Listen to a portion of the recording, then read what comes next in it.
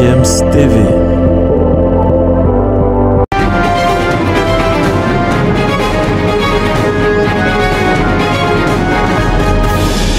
Salut, vous êtes sur DFM TV, n'est-ce pas? Vous suivez Sport Matin de ce mardi. On va parler des informations sportives, n'est-ce pas, enregistrées tout au long de ce week-end. Et on commence tout de suite par la Ligue des champions féminines de football de la CAF. Football féminin, bien sûr, avec les 8 clubs qualifiés déjà qui sont donc connus. Les 8 clubs appelés à prendre part à la phase finale de la Ligue des champions féminines de la CAF.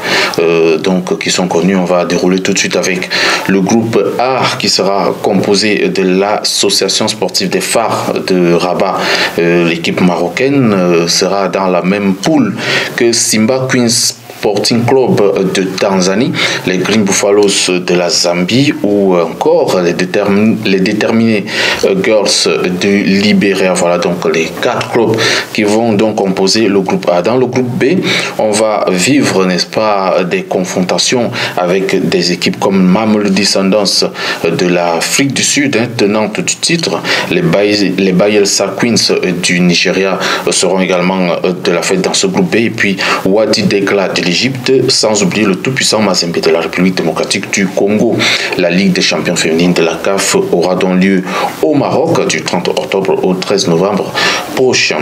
On va également parler du programme d'octobre de la Fédération camerounaise de football, un programme qui a été dévoilé par l'instance festière du football camerounais il y a cela quelques jours, avec le 2 octobre 2022, la finale de la Coupe du Cameroun de football qui va opposer Coton Sport de Garoua à Bambotos de Mbouda. Le trophée des champions, lui, s'en suivra entre le vainqueur de cette Coupe du Cameroun et le champion du Cameroun qui est donc déjà connu, c'est Coton Sport de Garoua. Ça sera le 12 octobre prochain. Et puis la cérémonie du Ballon d'Or camerounais aura également lieu le lendemain de cette Coupe le lendemain donc de ce match des vainqueurs, ce trophée des vainqueurs. On va donc vivre la cérémonie du Ballon d'Or. Et puis la saison sportive 2022-2023 sera lancée le 15 octobre 2022 pour l'élite 1 et le 29 octobre 2022 pour l'élite 2. Alors parlons encore du football féminin. C'est la grande absente de la dernière CAN féminine de football, remportée par les Banyana d'Afrique du Sud. La quintuple Ballon d'Or féminin en football, Assissat Oshoala, a donc repris les entraînements avec son club, le FC Barcelone. Il y a quelques jours, l'international nigériane avait été blessé face au Banyana d'Afrique du Sud. C'était lors du premier match de la Coupe d'Afrique des Nations féminines de football, match perdu donc 2 buts à 1. Donc c'est donc une belle reprise pour Assissat Oshoala du côté de l'Espagne.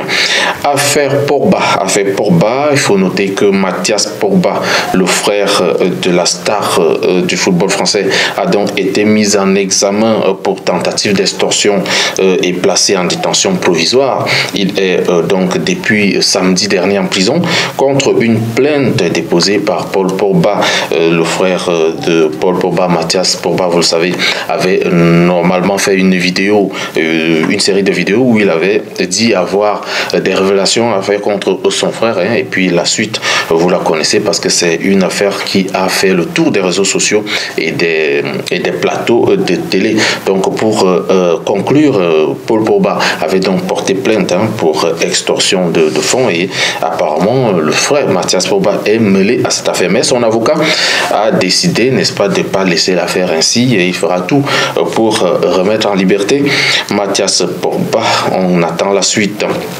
Parlons d'Erling Haaland. Erling Haaland, l'attaquant norvégien de Manchester City, ne s'arrête donc plus.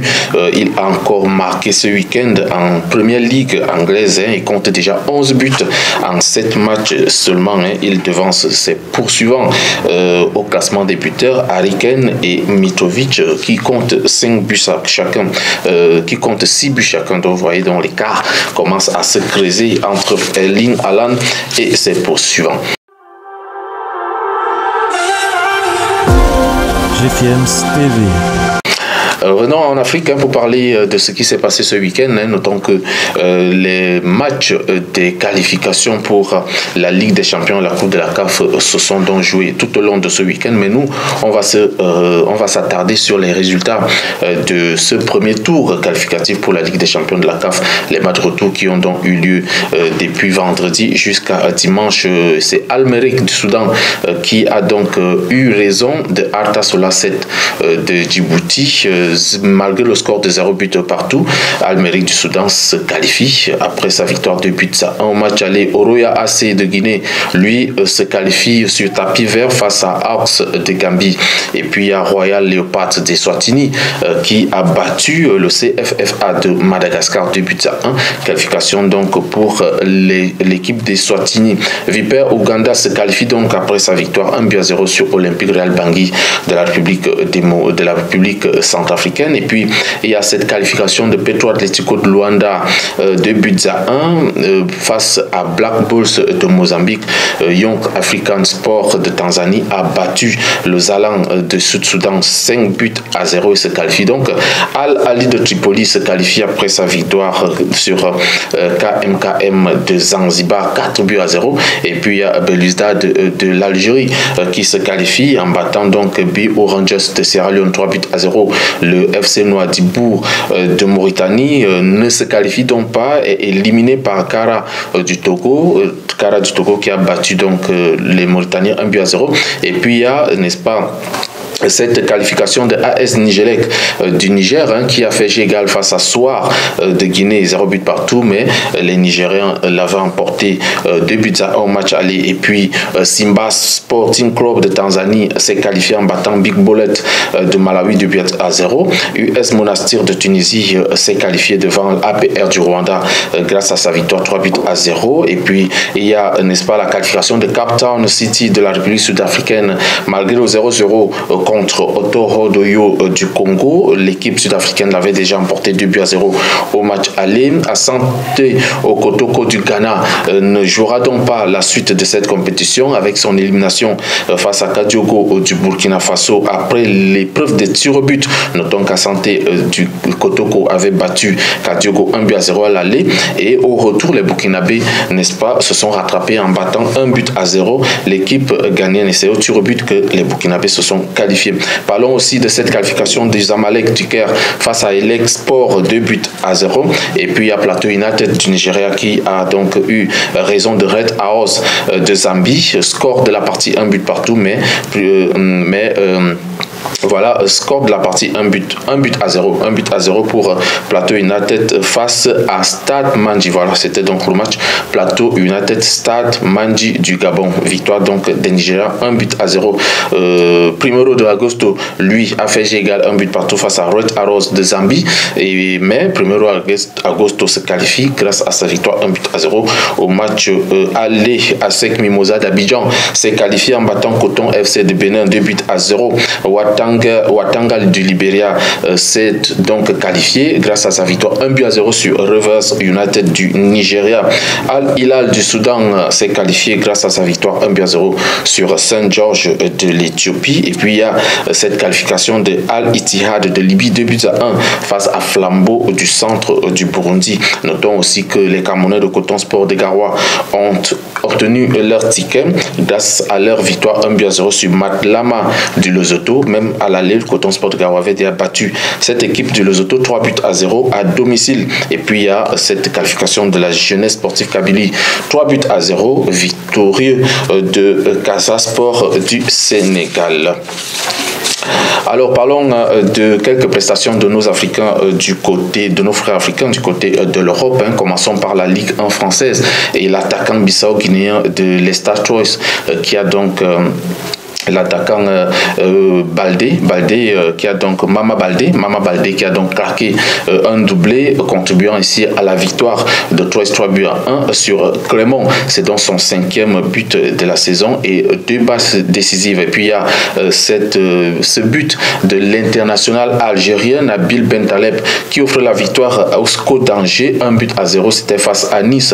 Le Sénégalais Habib Diallo lui a marqué pour Strasbourg malgré la défaite 2 buts à 1 face à Montpellier. C'est son 3e but de la saison. Et puis il y a un autre Algérien qui s'est illustré, c'est Adam Ounas, buteur avec Lille, qui a contribué donc à la victoire du LOSC 2 buts à 1 sur Toulouse. L'attaquant nigérien Terem Mofi, lui, a marqué pour Lorient, victorieux de Auxerre 3 buts à 1. Et puis il y a le Burkinabé Dango Ouattara qui a aussi marqué dans cette même rencontre. C'est le 4e but de l'international burkinabé depuis le début de la saison. Allons du côté de l'Angleterre et de la Première Ligue pour parler du Nigérian Taiwo Awoniyi qui a donc marqué avec Nottingham Forest dans la défaite 2 buts contre 3 face à Fulham. Et puis il y a Alex Iwobi qui a délivré une passe décisive. C'est la 2e passe décisive de la saison pour, n'est-ce pas, le Nigérian. Il a offert un délice à Mopey, buteur face à Everton sur la victoire 1-0 contre West Ham. Parlons de cette dernière information avant de terminer. C'est le Camerounais Franck Etugambela qui quitte donc le club ghanéen d'Ansante Kotoko et rejoint Al Masry d'Égypte. L'attaquant camerounais signe donc un contrat de 4 ans pour 400 000 $. Donc beaucoup d'argent de ce côté de l'Égypte, et son salaire est estimé à 25 000 $. Notons que Franck Etugambela a donc quitté il y a 2 ans AS Fortuna, club camerounais, et s'est engagé avec Asante Kotoko où il a joué la saison dernière et a marqué 24 buts lors de la saison dernière. C'est ainsi que il a, n'est-ce pas, séduit les dirigeants du club égyptien de Al Masry qui l'ont payé à ce prix, je rappelle, 400 000 $. C'est terminé pour Sport Matin de ce mardi. Rendez-vous vendredi pour une autre édition. Merci de nous avoir suivis. Je vous souhaite une excellente semaine et à très vite.